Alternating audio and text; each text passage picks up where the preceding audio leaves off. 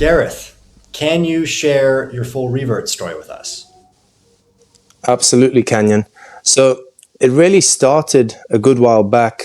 I was 13 years old and I'd asked my father, what is God or who is God? And his answer to me then might be slightly atypical from a Christian perspective, which is what we, in theory, were to start, although we were not practicing.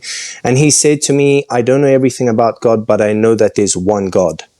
And I believe that that was the seed that really opened everything up. As years went on, from there I was not extremely religious, but I did always feel an inclination in some sense towards God. And I then moved from Durban to Cape Town. At that time, that was really to pursue further sport endeavors. And I lived in an area called District 6, which is quite infamous for being a Muslim area. And that's also very close to what's called Boerkaap. And I remember very closely that I woke up one night with a gentle drizzle and the call of the adhan for Fajr. And I believe that that was really the second big calling. Obviously, there was the incident of September 11th, which was really my introduction to Islam. And I think that spread a very false narrative of Islam. And as I then looked to further myself in my career, I landed up in Saudi Arabia.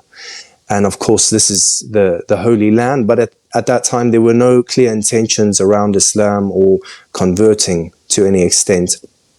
As life went on and I started to learn from mentors around me, they would oftentimes reference either Quran or Hadith relative to what they were dealing with in life or what they were teaching me. And oftentimes this really resonated. So I think it was 3 years before I converted, someone had given me a Quran, which that was a few days before Ramadan. And when I started in Ramadan reading that, I completed all of Surah Al-Baqarah on the first day, which is obviously quite a stretch. But there was a huge amount of notes taken, highlights, dog ears. There were questions that I then wanted to ask further. But in short, there was this instant and undeniable connection that had happened. And from there, the ball really started rolling. So that honestly was a big catalyst. I'm very lucky I was surrounded by incredibly pious and righteous people in Saudi Arabia. And I'm very lucky, alhamdulillah, to still be surrounded by these people, and I still learn from them every day. And so I started asking bigger questions. You know, when you read Quran, it's easy to see certain places where people can misconstrue ideas and take that out of proportions to make Islam look bad, which obviously we know happens quite often.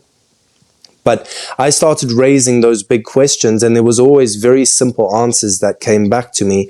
I remember one in particular was noticing the theme and the pattern that women are the most sacred and most special piece of Islam.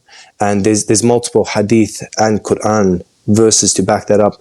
And so as this was all transpiring, I was now really starting to come a lot closer. I remember one very specific day, just walking through my apartment, and I heard the adhan, but now I had learnt enough Arabic to understand what that actually meant. And when I heard them saying, come to pray, come to success, this was an internal shift that was happening in me. I call it a T-junction. Because at the T-junction, either you're going this way or that way. And I believe that that was the moment where I decided, okay, I'm going towards Islam. But of course, there was still a lot more that came with that. And there was a lot more learnings and openings. And eventually, I'm not sure what came over me, but I decided I wanted to do a silent retreat. And so I landed up going deep into the south of Saudi Arabia, into a valley. And all I had was a tent, I had Zamzam water, and I had some dates.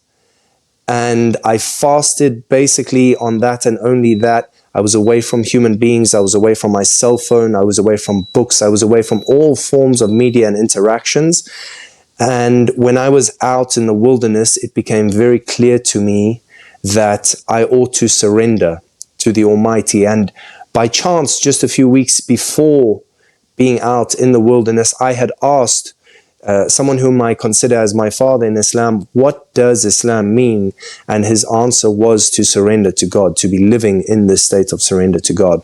And so when I was out in the wilderness, in silence, in nature, which is ultimately in God's creation, that's where it became very, very clear to me that this was the direction, and now was the time to take these steps. Ironically, that was during the peak of Hajj season, which is obviously an incredibly spiritual time for us in the Islamic calendar. And so thereafter, once I got back to civilization, I made it very clear and known that this was the step that I wanted to take. Of course, everyone surrounding me was extremely pleased and happy by that. And so I took my shahada, alhamdulillah. Not too much longer after that, I was doing my first umrah, and I'm very lucky and blessed living in Jeddah, Saudi Arabia. I'm just an hour away from Makkah, and I'm 2 hours away from Medina.